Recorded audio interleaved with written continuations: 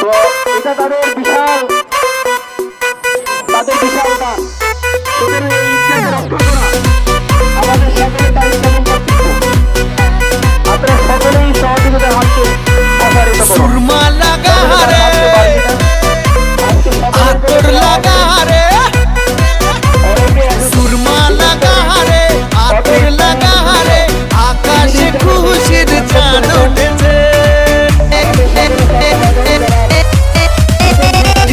ঈদ ঈদ ঈদ ঈদ ঈদ এসেছে, ঈদ ঈদ ঈদ ঈদ ঈদ এসেছে, আরে ঈদ ঈদ ঈদ ঈদ ঈদ এসেছে, ঈদ ঈদ ঈদ ঈদ ঈদ এসেছে। মুবারক ঈদ মুবারক, মুবারক ঈদ মুবারক, মুবারক ঈদ মুবারক, মুবারক ঈদ মুবারক।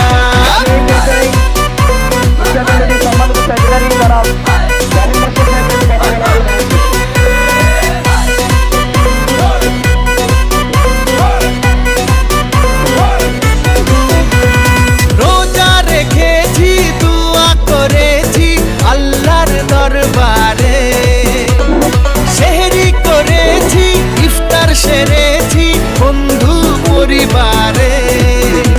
আরে রোজা রেখেছি, দোয়া করেছি আল্লাহর দরবারে, সেহরি। রহমতুল্লাহি ওয়া বারাকাতুহু। আজকে আমার দু কথা বলার পূর্বেই স্মরণ করছি অত্র ঈদগাহের মরহুম জনাব সত্যি সাহেবের কথা স্মরণ করছি। আমাদের জনাব খলিল মেম্বার সাহেবের কথা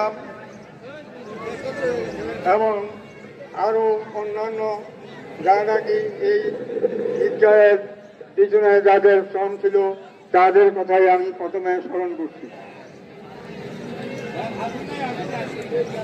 আমরা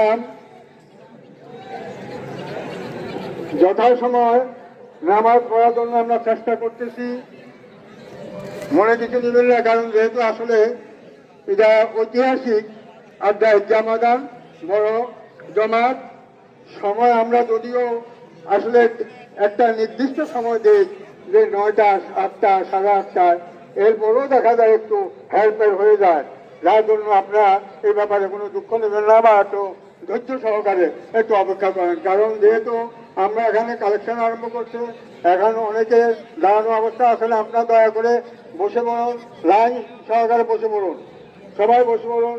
হয়তো